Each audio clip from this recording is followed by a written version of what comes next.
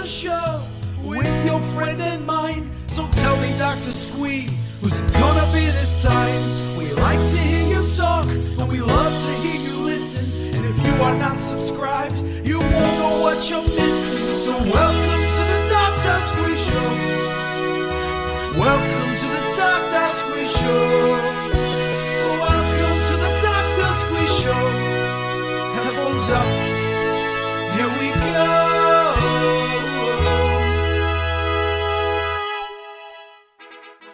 Welcome to the Dr. Squee Show. Tonight, Squee welcomes... Run some WandaVision. Here's the man himself, Dr. Squee.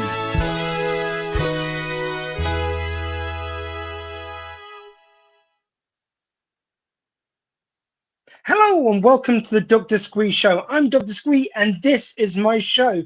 Now, usually I might be doing an interview or maybe kind of like on the stream you might see an episode of Retrek popping up. But this week we're doing something a bit different. Now, for anyone who was listening to the Dr. Squee Show last week, either on the radio on Live, I've got like a little thing for that. Bear with me, like smooth as ice. There you go. On a Thursday between 8 and 10 p.m. GMT, you may have seen us talking about the first kind of several episodes of WandaVision, all barred the exciting finale, which happened this Friday. And now, by the way, if you are viewing in, you could be viewing either on our Facebook page, which please sign up to if you haven't already. You could be viewing on our Twitch page, which is twitch.tv/Dr. Squee. Or now you could be watching us right now on our YouTube page. So please do join and subscribe to us in all those different places. It really does help, especially the YouTube page we're trying to build up, and it's got loads of interviews over there. But enough of that. I am joined by two men to help me talk about WandaVision, because after all, it is International Women's Day. So, you know, I got two white cis males. Look, they were available. What can I say? Please welcome Paul G from Who News. Good evening. And James King from Retrek Pod. Hello. Now, it may seem to like the uneducated that I've been very, very, you know, just wrong-footed to have three men talking on International Women's Day. But of course, we were all born of women. That counts, yeah? Yep, guess my vote. Anyway, look, it was just a coincidence. It happened to be International Women's Day. We're talking about a female-led show, Hannah? Yeah? Yeah, definitely. So, like, before I dig my hole any deeper, guys, let's talk some WandaVision. Actually, first of all, how are you guys? How's everything going? How's the last days of lockdown treating you both? Yeah, not bad, not bad. I got booked in for a jab, so yeah, there we go. Nice. You see, you sleep through half a year and then you get your jab early. I just don't know what you're pulling here. I think that's what I don't, to be honest, because I checked the list of things and I don't have the things. So I'm assuming it was that I died 2 years ago. So I'm thinking maybe I've got like a red flag on my medical file. So they've said, go on, we'll count you as vulnerable. I mean, you die once and you never stop going on about it, James. I know. Just I don't do anything back with us. So, you know. Paul, how are you? Yeah, not so bad, sort of thing. And actually, I haven't been called for my jab yet, which proves I'm actually a lot younger than you always make me out to be. Yeah. You do anything for a little prick, you. No. Like, it's... I don't know where that even came from. I'm sorry, people. That was... yeah, I mean, are you sure you didn't just sleep through when you were due it? No. It's, I've received nothing. It must be I've either missed me off, sort of thing, or I'm just far too young, even though I look far too old. Guys, don't worry. He just gets a bit confused sometimes. He's probably already had both the jabs. Just ignore him. Okay, look, we're here to talk about WandaVision. So what an exciting and amazing finale. I think it's fair to say they paid off on everything. Certainly I wanted them to anyway. And they left enough mystery to kind of for the ongoing story.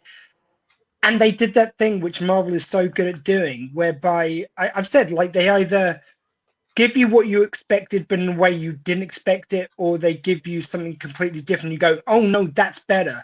I think they probably did the former in this case, whereby, you know, I kind of guessed a lot of the beats which were going to happen, but not in the execution or the way they happened. James, what were your kind of first thoughts? Yeah, I'm more or less there with you. I think because we talked about it on the last episode and we had our predictions and things, and I think we covered a lot of the beats that we expected to come up, and like you said, they did. But there was quite a twist on all of it. Like there was the Vision versus Vision fight, but it wasn't your standard someone versus the doppelganger. It got very philosophical with the ship of Theseus or everybody. I'm not the first to point this out, but it also brought to mind Trigger's broom in Only Fools and Horses. I think we'll save that. We'll get to that. That's the metaphor. But yeah, so they took on a more philosophical sort of bent on it with that, and you had lots of spectacular stuff going on with Wanda and fighting what's her name, Agatha, and yeah, there was a lot going on. I thought overall it was really, really good. Your first thoughts, Mr. G?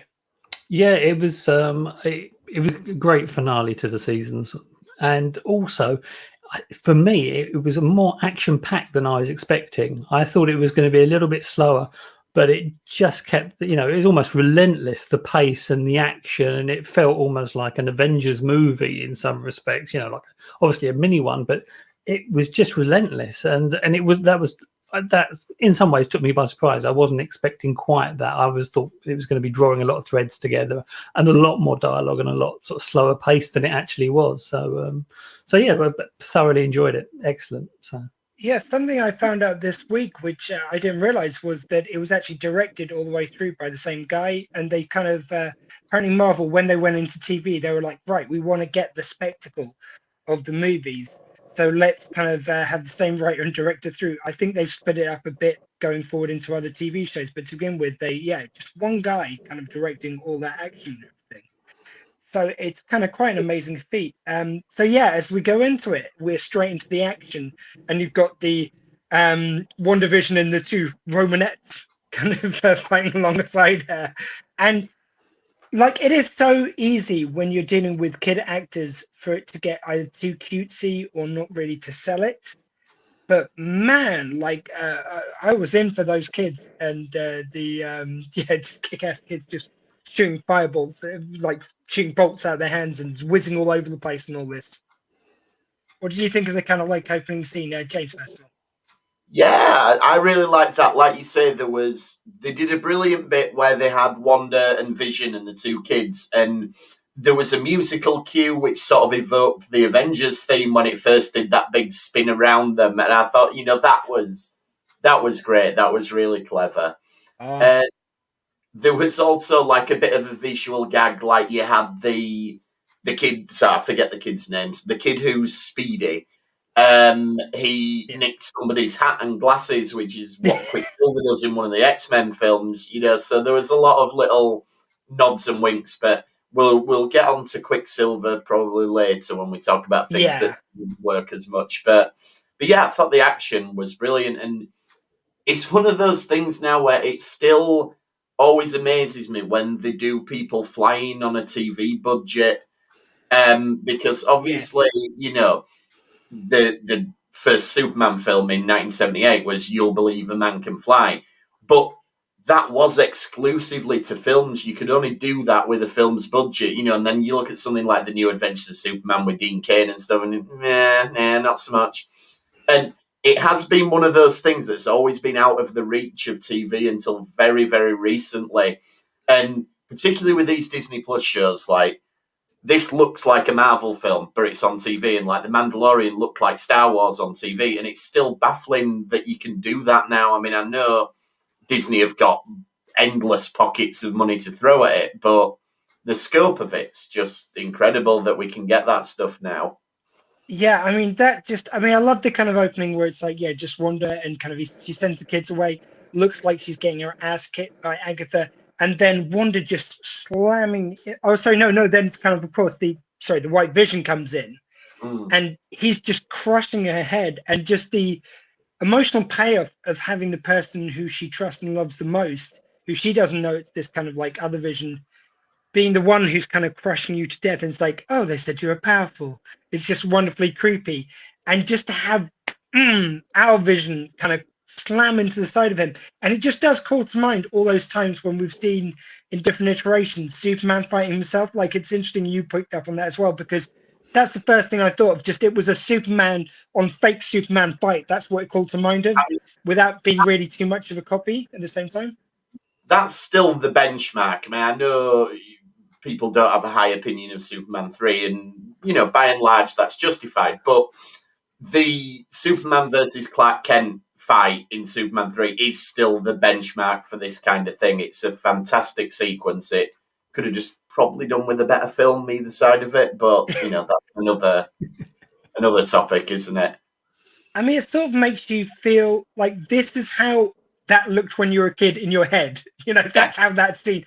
This scene looked as amazing. So when we see it, really, we're seeing it for the first time, looking this spectacular and being such a visually magnificent scene.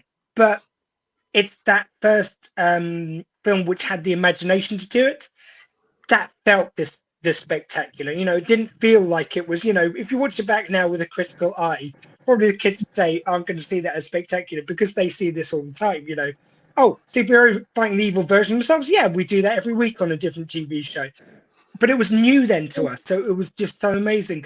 And this just gave me that kind of feeling again. Paul, what do you think of the vision on vision action?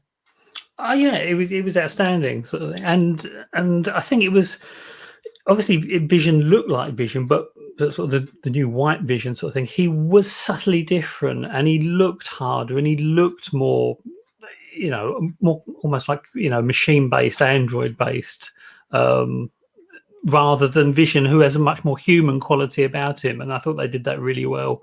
And you know, and it seemed like Vision had the, you know, he had the experience to fight against the, you know, this sort of like evil counterpart sort of thing. But it seemed as the fight progressed, you saw more and more of the same characteristics coming through, the phasing, those, you know, which he didn't seem to do at the beginning. It seemed to be much more sort of, you know, sort of just straight on, just power, and then other things started to come in as the fight developed, sort of thing.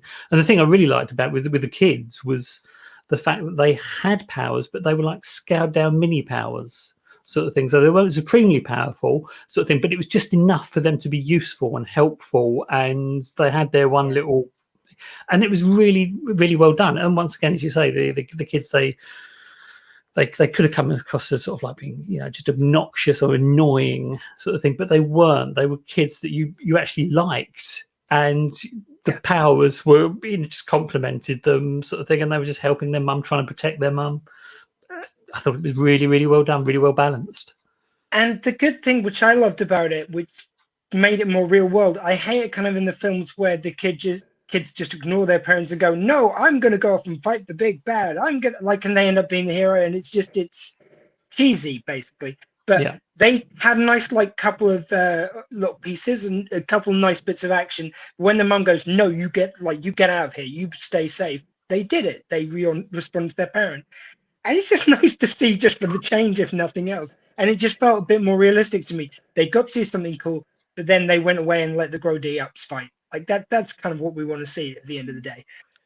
And just the whole thing of the thing which, like, you know, obviously it is not like me or, of course, Paul G to talk about Doctor Who at all. But on this occasion, one thing which I did think was when you've got the kind of two basically fake visions, as it's revealed, it just reminded me of the line of when Rory, who's one of the Doctor Who companions, for anyone who doesn't know, is being the last Centurion. So basically, he becomes a kind of auton plastic version of himself, like a fake version of himself. And he kind of offers to kind of stand guard over this kind of this square object, which like is called the Pandorica, which is going to like house his wife in it for 1,000 years in suspended animation. And because he's not real, he can do that. And the dog, you know, he's going, it's like, look, I'm going to do this because otherwise she won't be safe. And the dog says, like, why do you have to be so human? And he says, because right now I'm not. And that's my long ass way of saying that's what the vision made me feel like. It's like throughout this whole show, the thing which has been so stunning to me about Paul Bettany's Betrayal and the way it's written and all this is that this is probably the most Vision he's ever been in this show when he's not. Like, the Scarlet Witch, like Wanda, she created such a good version of him that he worked independently. He worked even against her to try and find out what was going on. Like, you'd think with all her powers she could reset it, but like she made him so much him that she couldn't stop him being him. You know, it's that's what I love. So when you do get this scene where the two Visions are squaring off and they've just slammed into each other a bunch of times, they're in is it church? They're in chapel, whatever building they're in. Yeah. And they're facing off against each other, and they're about to like slam down and kind of like burn holes in each other. Sorry, and I'm getting distracted by a very cute doggy. Hello. But it's when they're about to slam down, and then their solution is to, like, as they're powering up their lasers, basically, is to just power down and go, right, I've got a logic problem for you, other me. Great, I'm in. But it doesn't feel nerdy, and it doesn't feel like a letdown, because it is so kind of like, so the Vision, so appropriate to the character. You know, whereas another character, you'd be disappointed if they didn't fight. If it's Falcon and the Winter Soldier, you'd expect a big fight scene. In this scene, or even with Wanda, you'd expect a big witch fight like you get. With this scene, it was about two men of logic figuring out who the hell they are when they're not themselves.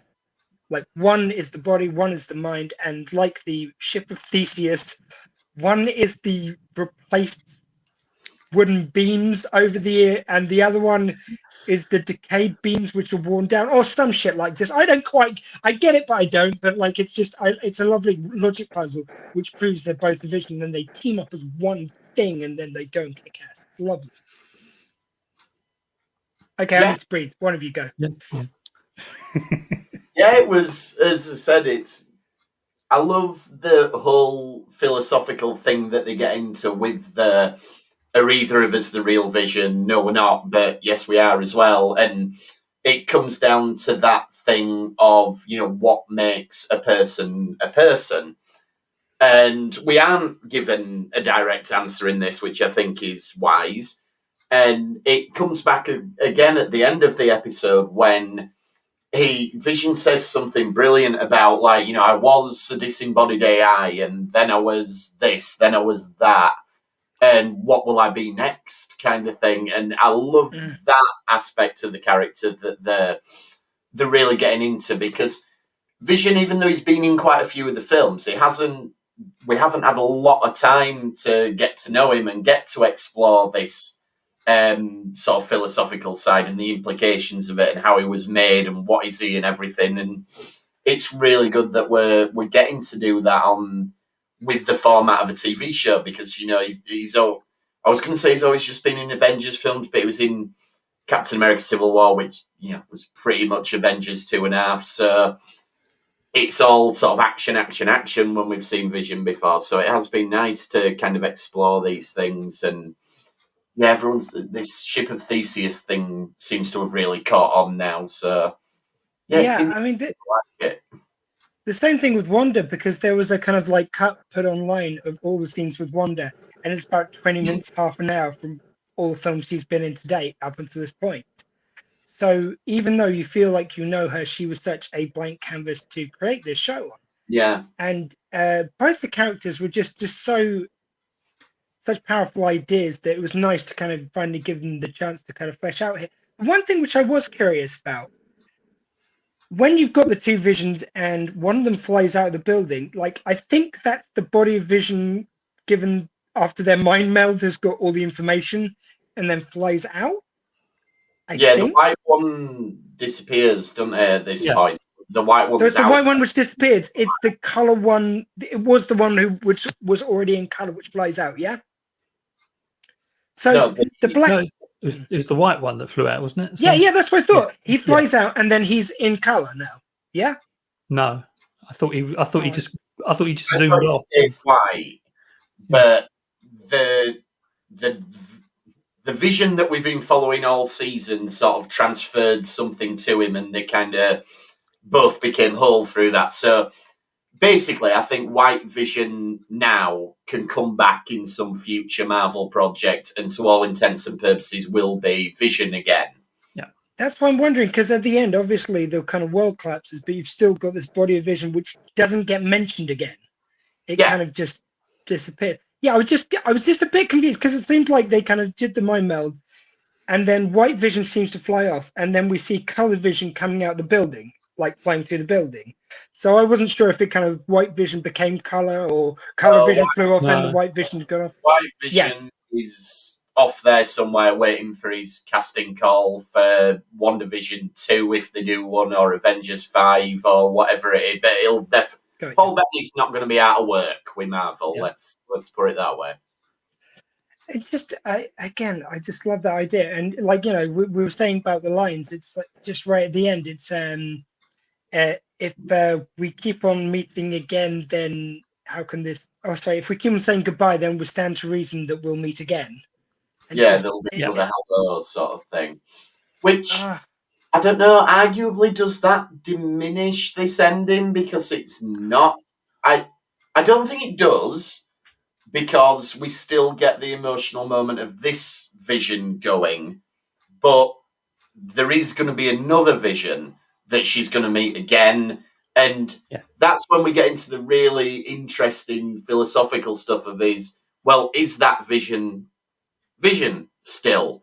And if he is, then what was this? Were they both Vision? And that can get really interesting. And I think if they're going to explore that, they're going to have to do it in this TV format, because it's not going to sit right in the middle of an Avengers film. Maybe a little bit of lip service to it, but you need to really dive into that if you're going to do that. That's interesting, because I don't think you get WandaVision Series 2. I think whatever's going to be next is going to be something different again. But, I mean, getting back to WandaVision of it all, the other thing I want to touch on was the Pietro, or fake Pietro, or whatever we're calling him. I do like the whole thing of, like, obviously they find an active show. It's like, your son's Boner. Like, it's just good fun times. But it's still, for me, is very interesting that, especially with, I'm going to jump around a bit now. And by the way, sorry if I didn't say already, spoilers, a bit late. But I did like the fact that at the end of it, you see kind of Wanda going out and chopping wood or doing whatever, and the other one's in the back reading books, very a la Doctor Strange. Mm-hmm. You've got this fake Pietro, who obviously, like they're saying, is the body of an actor from this world. But if she can be in two places at once, which I think is a very multiverse suggesting, because Doctor Strange exists across many planes and many dimensions, that's why it can be in multiple places and whatnot. Maybe I think that just to me again, I think they're going to do at least a nod to that in the multiverse somewhere along the line to that character. What do you think, Paul? You seem you're giving your you're not agreeing there. I don't think. I think that's it. Basically, I think what you've got is what you've seen. I don't think there's any mileage in taking that further. I think it's just one of those things where, even with the cameo. Yeah, even with the cameo sort of thing, I think it's just a case. I mean, because it was Ralph. I mean, wasn't Ralph supposed to be Dottie's husband? He was off the off-screen husband, wasn't he? I believe. Yeah. So I think it is just a case of Agatha. She just used him. She controlled him, and she just made him look like the brother. Yeah, we get the nod from that. It's from it's from one of the X-Men movies, and that's where it comes across. But I don't think it will go any further than that. So, your thoughts, James? Yeah, I'm with Paul largely on this. I think we've been a bit shortchanged by this, and I think the way it was done, I don't think Marvel were playing fair with the audience here. If you'd have just had this character turn up and say it was Pietro halfway through an episode, you'd have gone, I see what they've done. They've cast the guy out of the other one. Fair enough. But the fact that they brought him in for the last shot of an episode, and then it was the cliffhanger and we had a week to wait, that they clearly knew that it was going to elicit this response in the fandom. and they clearly knew that they had no intention of paying that off in the same way. It's people have likened it to the trick they did with the Mandarin in Iron Man 3. But the difference there is that that's all dealt with within the film. So, yeah, some people felt cheated by that. I thought it was very funny. But, I can understand why people felt cheated by it. But at least the other shoe drops while you're still there.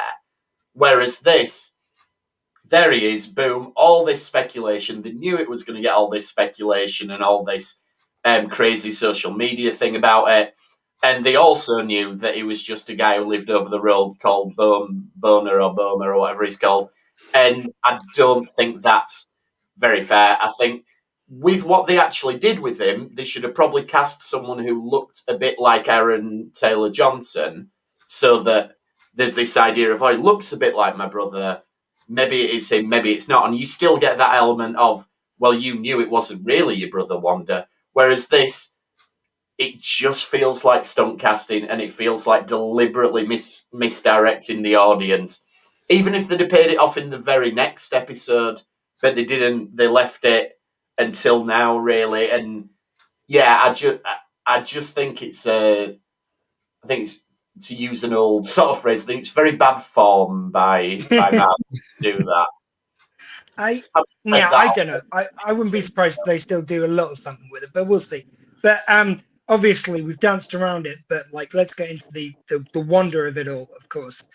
And just the scenes with her and Agatha, I love the fact that Agatha's basically been witch-splaining herself to her, and you've got this wonderful thing throughout the show where Wanda is kicking her ass and stealing her powers, and they're paying off the fact that you saw when you first saw her, or when you saw her origin story, that she was the one who sucked powers from people. And she's doing that with Wanda. She is torturing Wanda by making her see what she's done to these people. And then at the end, to have that paid off with Wanda kind of like revealing she did set Hex, like, which does that suggest that she put that there at the beginning, or she's put that there since? Like, I think what they're saying is she put it there to begin with, and she knew who she was really, or knew something of who she was on some level at least. What do you guys think? I thought that she'd put them there at some point in this episode before she confronted Agatha, because she says, "Oh, thank you for telling me about the runes doing this," and I thought it was a great twist. I really like that, where they take a detail from earlier on, and I'm trying to think of another example now. I can't off the top of my head, but it's been done many times where you have the villain does something and then the hero reappropriates it to win the day. And I thought it was very cleverly done. But yeah, I'm not sure when she had the space to do it, but I did get the impression that that was done after she escaped from Agatha's basement, but before the reveal of it. Yeah. But like, but Paul, just diving back a little bit from that, those earlier bits where Agatha is just playing with her and just showing her, like, just when you've got Emma Caulfield, best known as Anya from Buffy, and she's there saying, "Oh, like, what? Maybe you could cast my daughter. She's about the age of that kid. Like, maybe she could be his best friend. Like, please, anything would just be lovely to be around her." And just like the playing and just the heartache of that, and Wanda just seeing what she's done, like the veil of her grief is kind of finally broken, to just see what she's doing, playing with these people's lives, and then going to tear down the walls and kind of set these people free. Paul? Well, yeah, I mean that's the really dark part of it. That is the fact that obviously you've got a mother who's pleading for her daughter to be released, and it kind of gave the impression that the children, or some of the children, were effectively just locked in rooms. They didn't have a role, they didn't have a part to play, so they're just pushed somewhere. And all these people have been suffering or starting to forget actually who they are, and so it comes back to what I think we said last week, sort of thing. There almost seems to be these like two aspects to Wanda's personality. There's sort of the personality at the front, the one that is caring, the one that is, it does sort of grieve when she hears this. But clearly there's been this other aspect of her personality that has kept all these people suppressed, locked up, manipulated for her own purposes. And that's the very dark side of it. And that's almost what Agatha, I think, is like kind of hinting at, that, you know, there is this other side to the Scarlet Witch that she is now starting to release. And if you don't know what you're going to release, then you're about to, you're going to find out pretty soon, I think. So. Yeah. And that was the interesting thing. So Agatha, when she does get smacked down, she's saying, it's like, you don't know what you've unleashed here. You need me to control it. Just before Wanda consigns her, conveniently, it has to be said, to stay in this world, stuck in a persona as the wacky next door neighbor, just ready to be pulled out in another film, of course. But I don't mind that at all. James, like, what do you think kind of the portents are, and what do you think of that bit where she kind of consigned to stay in this world? Yeah, I mean, it's very cruel what she does to Agatha. I mean, as you say, it functions on a plot level because we don't kill her, so we can bring her back. But it's also a sadistic thing to do, and it's not becoming of what we'd expect from one of our heroes, which is really good because it shows that Wanda's still got a long way to go. She's got a lot of developing to do, and she's an interesting led character. I think, if we take it further sort of into the Marvel universe, one of the big things in Captain America Civil War was because Wanda made a mistake and accidentally killed people while out on an Avengers mission. And that's what started all this Sokovia Accords thing. And it does kind of make you go, well, maybe they kind of had a point with the Sokovia Accords, because she's done it again. She's done so much. You make two mistakes. You kill a bunch of people, then you accidentally imprison a bunch of others in this fictional town of sitcom. God, you've never made a mistake? All I'm saying is, when Hawkeye gave her that big rousing speech in Age of Ultron saying, if you go out that door, you're an Avenger, blah, blah, blah, he should have said, if you go out that door, you're an Avenger, in brackets, for the duration of this battle, then we will make sure you get proper psychological help. And I think that would have saved a lot of problems. But, Like, if you start featuring psychological help into the Avengers, I think a few of them got some issues. How good would that show be? Like, did either of you guys see that show quite a few years ago now? And it was Gabriel Byrne, and he played a psychologist. And there were 5 episodes of it shown a week. And on Monday, he had one patient. Tuesday, he had another patient. And it ran for about 8 weeks. So you got 8 sessions with all these people. I don't think many people saw it, don't worry. But how cool would that be to have? And you can do this on Disney Plus. You can go, okay, this is the Marvel psychologist, and get someone cool to play it, like, I don't know, Danny Trejo or someone, and he can come and see him, and you just have these little 10-minute snippets of a different Avenger coming in and talking about their issues. That'd be a fantastic show. No, you get it hosted by Patrick Stewart, and then you never pay off that he was one of the X-Men. Let's do that. That's even better, yeah. He sat there in a wheelchair, and he looks exactly like him, and they kind of teased that he might be him, but of course he's not at the end. David Hasselhoff with an eye patch, and he's like the old Nick Fury that he did that one time. Deep cuts, sir. Deep cuts. I saw that either, thankfully. But yeah, something like that. But yeah, I think it's really interesting for Wanda and to see where she goes and everything. And obviously that post-credits scene with the astral projection and everything is probably setting up Doctor Strange 2. I don't think that they've got anything on the slate between now and then that's likely to feature us. So. Yeah, and you've got, of course, Rambo being sent to the stars after Nick Fury heavily suggested at the very least. That's likely. Samuel L. Jackson's been confirmed that he's got a Secret Invasion show, which Secret Invasion in the comics was all about the Skrulls infiltrating people, and they used it as a sneaky way to bring dead characters back to life, because they went, oh, actually, the Skrulls have been invading for years. So you remember when Elektra died? That was actually a Skrull. So here's the real Elektra. So if there's any characters that they've killed off and wish they hadn't, Secret Invasion could be a time to do that. Interesting. Like, if nothing else, like, I think it might be unsatisfying if they bring people back for good, but if they bring them back just to kill them again, that wouldn't be cheating too much. Well, they did. The other side of it was they had people come back and say, "I'm the real Bucky" or whoever, and it turned out they weren't. They were a Skrull who just thought they were, and so that. Yeah, you can do all sorts with it, but I think that's Like, where a we're lot of going to fun. see. That's where we're going to see Monica Rambeau next. I would guess is Secret Invasion. I mean, just the landing of this is just amazing. Where it kind of sets everything up for, I think going in, none of us were really sure how much this was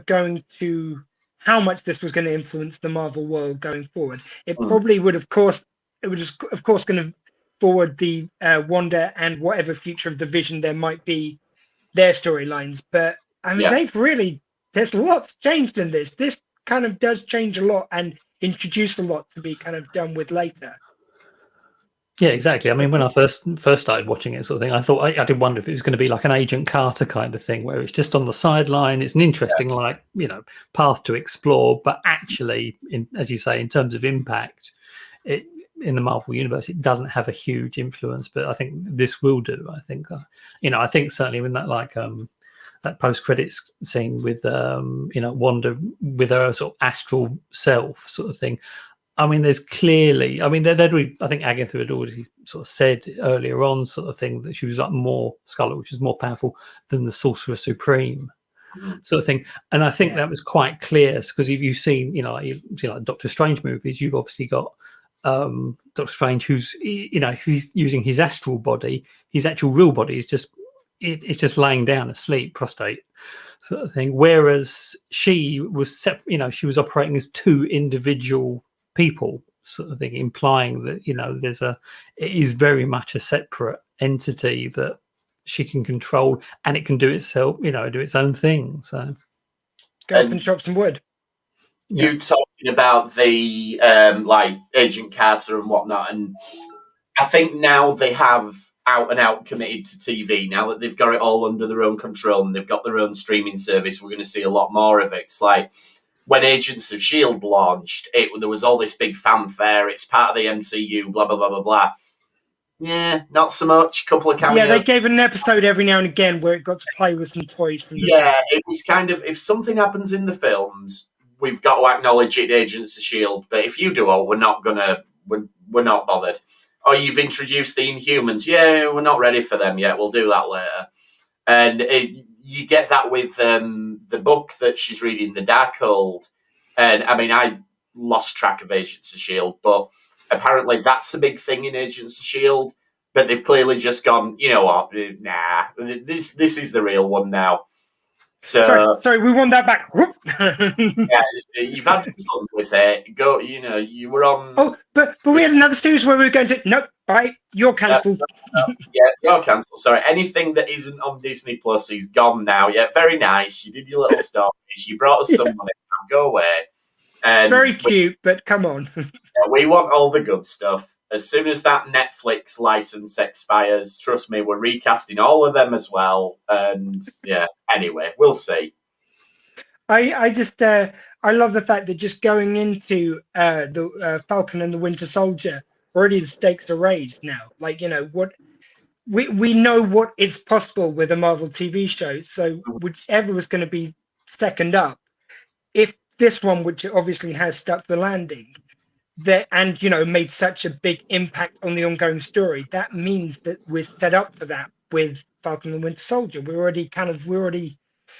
know that everything it can do and everything it can do to progress the story. And I think that's what's really exciting now going into that, because to be honest with you, not that I didn't know that Falcon and Winter Soldier was going to be great, but there was nothing in the trailer which made me go, oh, I see what an amazing story that is.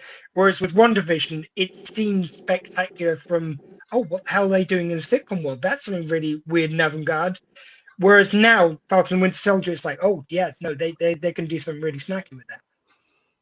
I think I might be right in saying that the running order was meant to be the other way around, but because of delays due to COVID and everything, WandaVision, maybe it didn't need as much post-production, I don't know. But I'm pretty sure when they first announced it, and I may be totally wrong, and I apologise if I am, and that would make sense if they'd have gone first with Falcon and Winter Soldier, more of a traditional straight up action show, and then they go, "Oh, you like that, right? Well, we've got something a bit weirder. Do you want to try this?"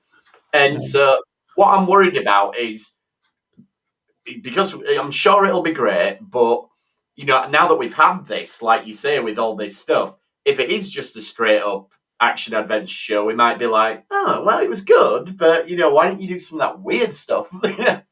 I think, yeah, I mean, I think probably we're going to get less weird, but what I'm hoping it is that whereas this sets up one corner of the sky, and I wouldn't be very surprised if Doctor Strange 2 starts with Wanda, Doctor Strange, and then they have to bring in Agatha, and you kind of got this kind of like very kind of witchy group kind of going on, which leads into the multiverse.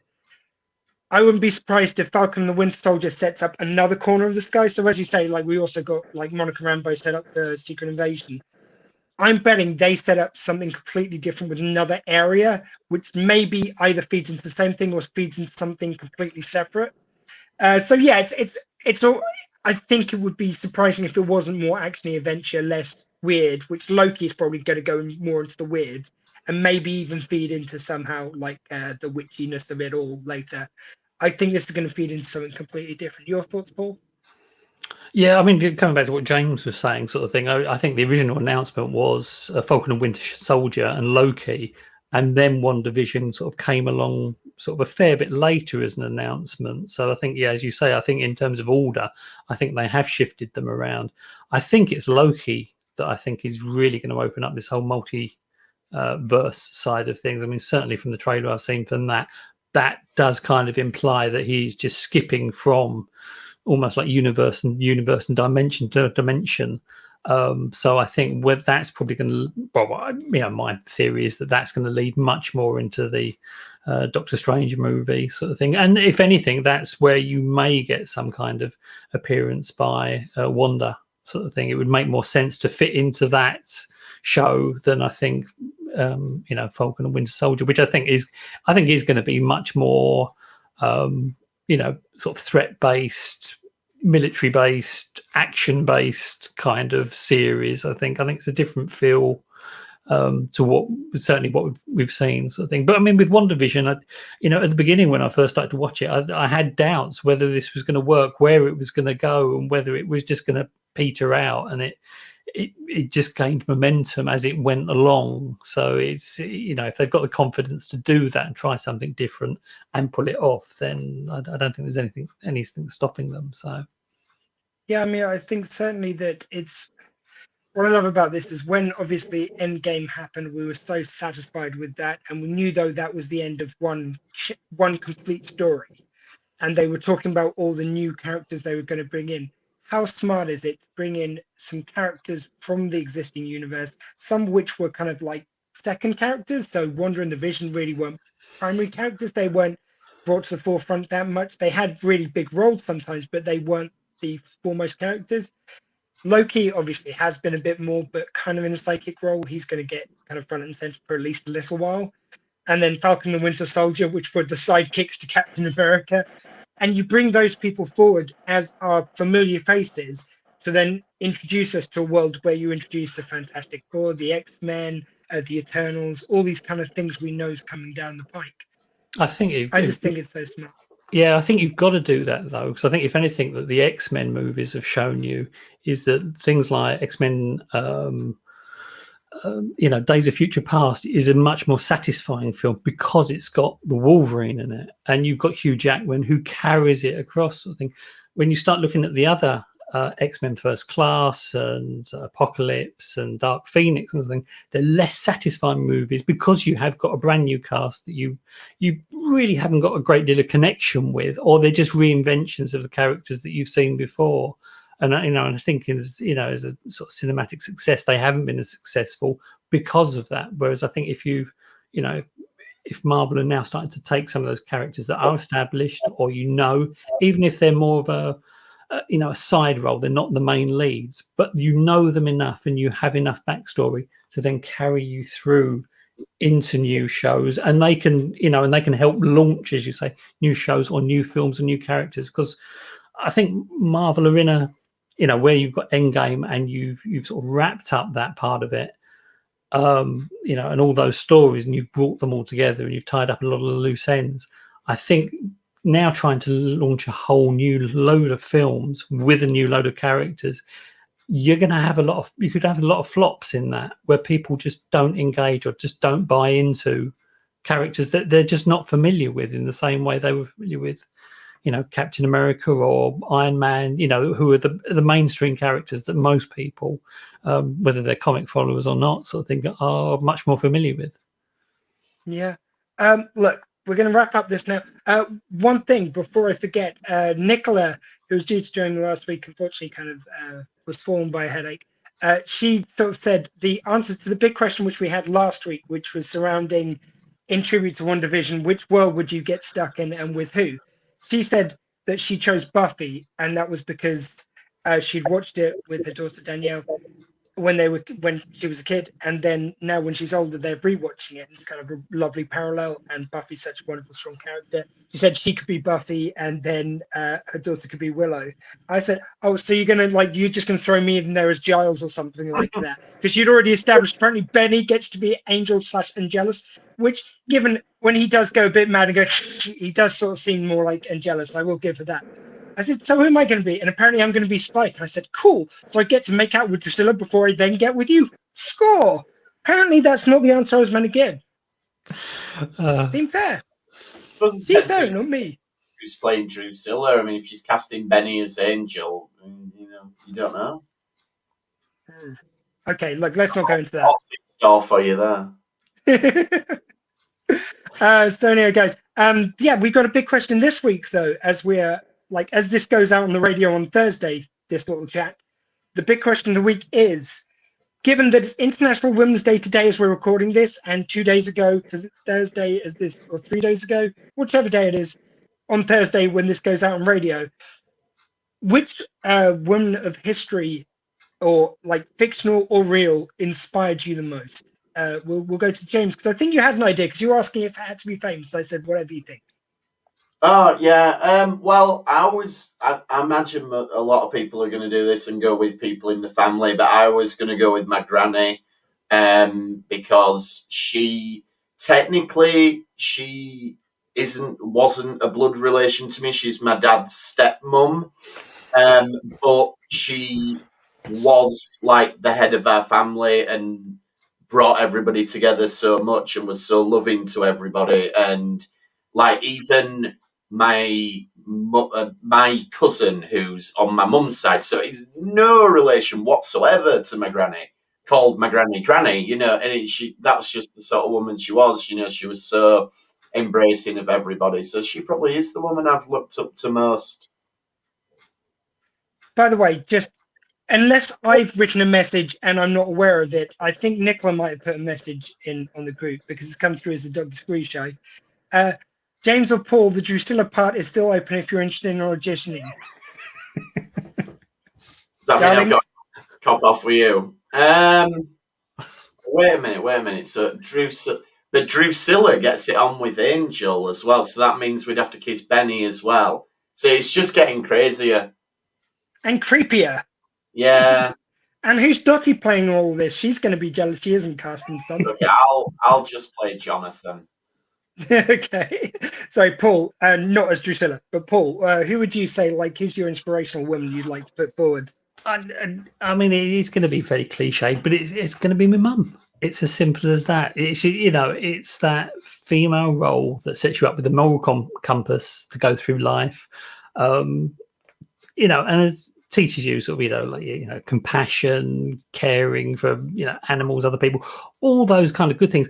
But also those things that she indirectly tells you, taught you sort of thing that, as a woman who spent most of her life stressing about most things, it taught me not to stress about things. And, but you picked up all those cues, and that's the thing. It's that person you always turn to. It's that person you always go to in your life, and like James said, sort of thing. And and her mum before her, my gran sort of thing was exactly the same. She was the person that you went to, if you wanted a question answered, or you wanted advice on something, then those were, then they had much more of I think a formative role, I think, growing up. And I think you see that with an awful lot of children sort of thing. I'm not saying dads aren't important, but I think it's a lot of the time dads are still, and certainly when I was growing up, were out at work and at home most of the time. So it was the mum that was doing all those duties. Yeah. And that's what defines you a lot of the time. So. And I think it's really important for men, like I'm going to get like a little bit serious for a second, but to talk about like, we all talk about kind of how the parent of the same gender as us, because they're in obvious ways the template for us as we go into the world, inspires us. But like I'm hugely inspired by my mum. Like, I think I saw it with my dad more when he was alive, just because, again, that's kind of the template of who you're going to be. With my mum, she is as stubborn as hell. She likes a good drink, of course, which, I don't object to either. And just the sheer, in a really good way, the sheer bloody mindedness it took to reinvent her life when when my dad passed away.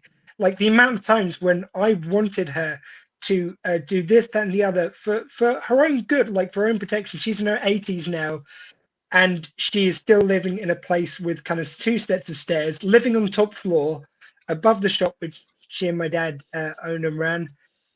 And she refuses to move out. And like, every time I've thought for her own safety, I want her to, and I kind of like still a little bit stick by that. She's bloody mindless is going, no, I can cope. I can do this, that, and the other. I can do more than you think. And she's proven me wrong. And I kind of love that about her, that she's proved what someone in their 80s can do. And I aspire to that as kind of I get old and grumpy, is to be equally as bloody minded and refusing to listen to anyone about my care. And it just shows you kind of like there will be a day where sadly I win that argument, but I don't think it'll be for a long time yet.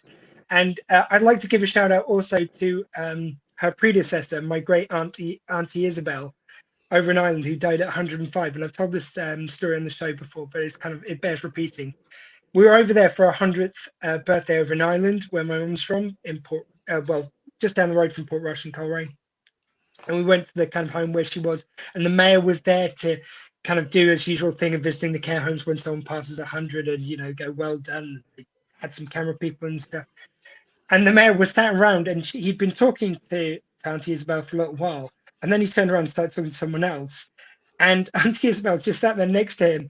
And just suddenly, like no one else was really watching, but she just suddenly starts staring at his gold chain, and he just starts grabbing it and looking at it as if like, don't worry, there's a person attached to this. I'll just start looking at this. I'm 100. Who's going to stop me? And eventually, he kind of like can't help but notice that she's doing this. I've been watching this whole interaction, fascinated, and it's like almost like he's trying to ignore it for a minute because it would be rude to pay attention to it. But eventually, he finishes his conversation. Goes, sorry, can I help you at all? She goes, this here, how old is it? And he goes, oh, I don't know, maybe 50, 60 years old. And she goes, puts it down, like gives a little pat and goes, not so old then. And the kicker about this is she didn't even realize it was funny for a second, because she was completely stony faced when she said that. Then everyone starts laughing. She turns around and goes, like, yeah, no, I knew that was funny. I wasn't doing that seriously at all. Because she's 100. Of course, that's nothing. Anyway, if you're watching this, please do write and tell us your favorite woman who's kind of inspired you over the years. We'll just leave it as open as that. And please do listen to the radio show. We'll read out your answers and loads of others, and we'll play a bit of music, and I will have a guest, which by then I'll have actually arranged, because not that I leave these things to the last minute, But please, for now, thank my guests for this little video version of the Dr. Squee show. Thanks, first of all, to James King from @Retrek Pod. What's happening in the world of Retrek this week? Oh, we're talking a lot about, we're talking about the controversial episode 2 Vix from Voyager.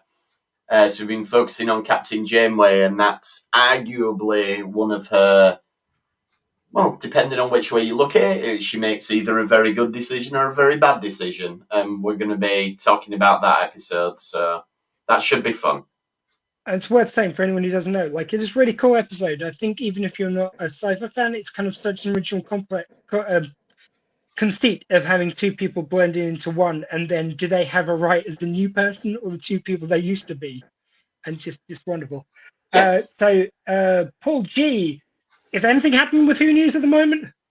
Well, actually, in this lull between actually when the show's on, which is so the news is fairly quiet, I'm actually taking the opportunity to revamp the app. So there is a lot of development work going on. There will be a new version, which is I've been promising for years now, but it is actually starting to form up nicely now. So so keep your eyes peeled, and there may be a few announcements on Twitter in the future. So. Excellent. Please, download the app. Like, you can get a free version, which you can download now, and then for a mere couple of quid, I think it is, you can get the full version. $1.49, less than a cup of coffee, I think. So it's... Come on, for the full ad-free version, which just aggregates every place which whispers, "Hey, Doctor Who," like, then it will appear on Who News. That's how it works. I'm pretty sure. I'm not exaggerating there. No, that's true. Guys, actually, look, we're going out this. Like, if you guys got a tune you'd like to throw out to any woman in your life, we can do both if you've each got one. Not a woman, but a track, I mean. Have you got a song that says, sorry, I've been on the podcast too long, I will come down and make you tea? No, if I had that one, I would be playing it myself. Go on, just name a track for Chloe. Anything by Youngblood. She's really into Youngblood at the moment. Fine. Anarchist. He did a song called Anarchist. We're going to hear Anarchist from Youngblood, followed by Paul. Forever in Electric Dreams. That's going out to Eunice. It is, yep. So, sorry, Youngblood and... Anarchist. And then Together in Electric Dreams. Here goes, if you're on the radio. If not, I'm just going to stand here awkwardly going... Thank you very much for watching this video version of the Dr. Squee Show. I've been Dr. Squee, with me has been Paul G and James King, and that was the Dr. Squee Show. And I've got an end credit thing. Hey!